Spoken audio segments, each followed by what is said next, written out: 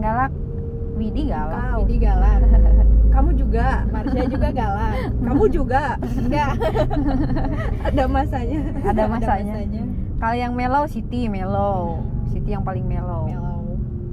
Yang paling disiplin kayaknya Marsha deh. Dalam saat-saat tertentu. Dalam waktu lain didisiplinkan. Iya, terpaksa. Paling sering masalah makanan. Ya. Makanan. Enggak sih, masalah sepele-sepele gitu. Iya. Kayak misal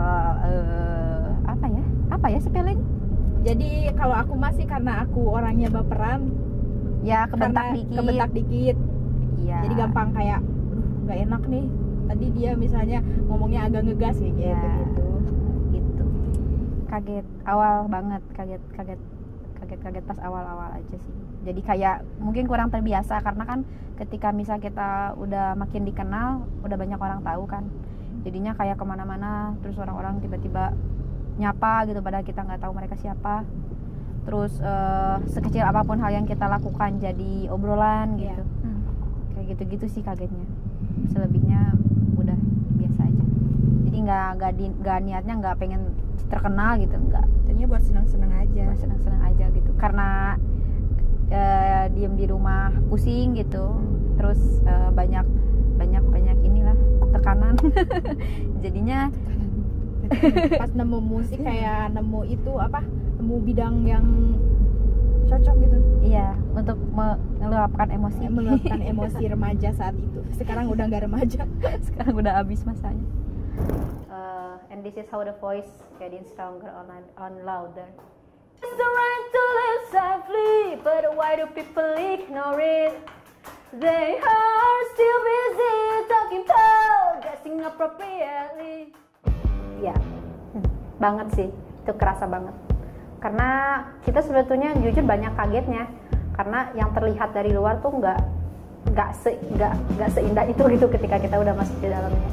Kita jadi tahu gitu bahwa oh ternyata masuk di industri ini tuh kita nggak bisa sekedar berbekal keberanian pertama, atau misal sekedar berbekal pengetahuan gitu. Jadi pengetahuan kita harus kuat, keberanian juga kita harus kokoh. Sering sudah. Ayo silakan curhat. Sering diremehin. Aduh gimana, dari awal kemunculan juga. Jadi udah dari lingkungan terkecil, kayak misal di skena lokal, dari mulai lokal sampai nasional itu kita dapat perlakuan seperti itu. Terlebih karena di skena itu lebih banyak yang tidak mengerti tentang apa itu kesetaraan gitu. Terus lebih banyak yang menganggap bahwa justru ciri khas dari musik dari skena ini adalah ya didominasi oleh maskulinitas gitu, laki-laki.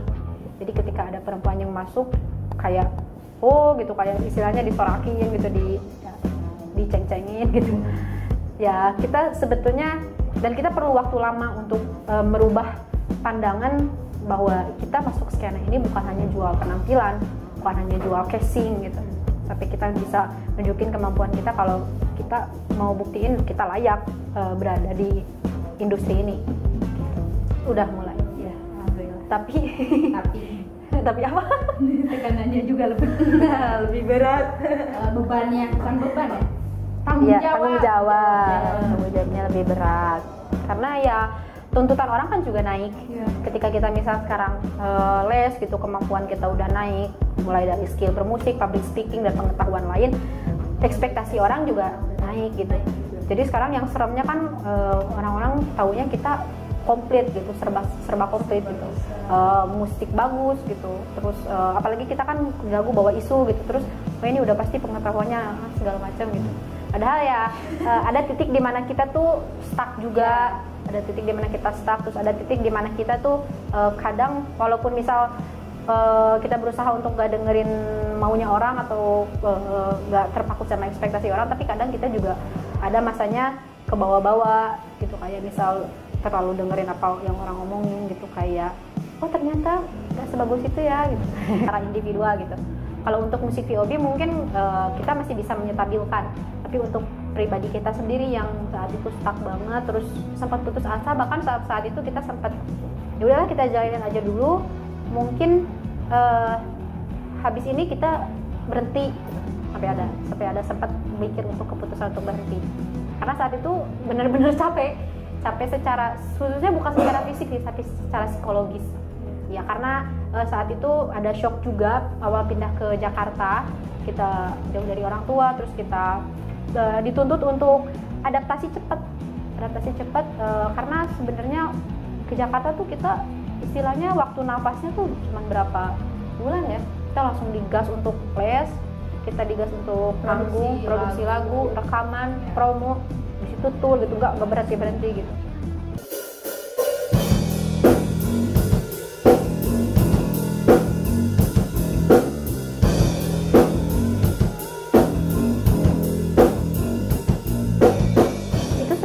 Pandang aja sih, jadi yang kita keluarin di lagu-lagu kita itu sebenarnya sudut pandang kita mengenai apa yang terjadi di sekitar kita, termasuk itu gitu. Tapi orang-orang kemudian mengatakan bahwa itu masuk isu sosial, politis dan sebagainya gitu. Kita cuma coba jujur aja sih, bermusik dengan jujur, karena dari awal kita dididik sama Abah kalau kita tuh harus bermusik dengan tulus, bermusik dengan jujur. Salah satunya ya kita nggak boleh melebih-lebihkan, kita nggak boleh mengurangi apa yang kita omongin di lagu-lagu kita itu. Dan aku juga sering dapet DM di mana orang-orang kayak yang jadi korban pelecehan dan segala macam itu nanya ke aku harus gimana, harus kemana dulu gitu. Dan dari situ aku ngerasa kalau ternyata musik VOB sekarang bukan cuma untuk kepentingan aku sendiri, bukan untuk cuma kesenangan aku, tapi juga untuk orang lain, untuk keluarga aku, dan untuk perempuan-perempuan lain di luar sana.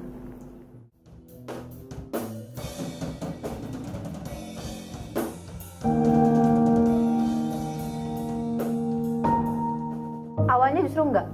Awalnya justru main gini, aku tuh karena dulu di lingkungan tuh aku banyak dikekang, jadi tadinya musik tuh cuman buat ini aja, senang-senang, terus jadi ngeluapin emosi gitu, dimana orang-orang tuh nggak bisa, ketika aku teriak, orang tuh nggak bisa bilang kamu kok teriak gitu. Aku bisa dengan mudah jawab, ya ini kan emang musiknya kayak gini gitu. Aku bisa ngomong kayak gitu. Sejak usia SMP aku tuh udah dijodoh-jodohkan, kayak bisa aku dipersiapkan ketika lulus nanti aku mau nikah sama siapa, laki-laki yang seperti apa, dan itu bukan pilihan aku. Terus yang kedua, lingkungan, karena aku cenderung tinggal di tempat yang agak konservatif, dari cara berpakaian aja aku diatur oleh lingkungan aku. Semisal pakai celana panjang gak boleh, pakai baju yang sedikit membentuk tubuh gak boleh gitu. Terus itu juga kayak ngaji tuh, aku ngaji, terus ketika misal aku ketahuan pakai celana sekolah yang olahraga itu loh, training gitu, nah itu aku di tempat ngaji bisa dicambuk pakai kayu gitu 10 kali, 15 kali gitu gara-gara pakai celana. Aku ngerasa kalau ya, dan itu diturunkan turun-temurun gitu, dan kita sebagai perempuan sebenarnya nggak punya banyak pilihan selain misal untuk membantu perekonomian, kita cuman pertama pilihannya yang paling mudah adalah dinikahkan untuk mengurangi tanggungan keluarga gitu. Nah setelah ke Jakarta aku ngerasa kalau di sini ada loh perempuan yang bahkan usia 30 aja belum nikah, mereka masih senang-senang berkarir gitu dengan bebasnya, tanpa mereka bisa cuek gitu dengan omongan. Sementara di kampung kita umur 20 aja, umur 19 aja itu udah didorong-dorong untuk ayo nikah gitu, kamu udah lewat masanya gitu, keburu nggak ini jodohnya nggak ketemu gitu dan segala macamnya. Dan kebanyakan dari kita nggak kuat dengan omongan itu karena merasa bahwa ya nggak ada pilihan lain.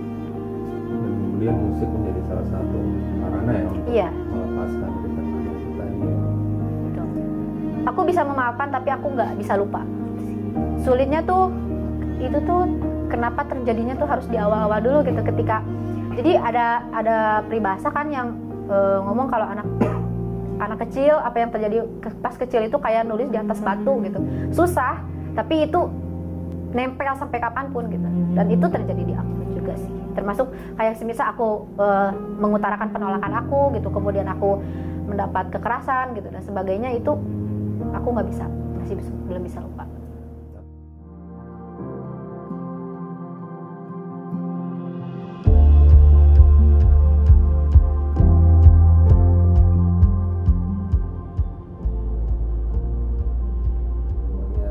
Ada sih, banyak yang ngikutin juga. Yang kayak yang misalnya gara-gara VOB sekarang udah muncul, terus ada cewek-cewek yang ngikutin gitu jejak VOB gitu, ada sih. Aku juga kalau di Instagram lihat-lihat ini kayak sama ya. Jadi pas aku lihat itu, terutama yang aku lihat bener itu yang di Facebook. Jadi ada band perempuan kecil-kecil sama bertiga, terus aku ngeliat kok ini kayak VOB ya.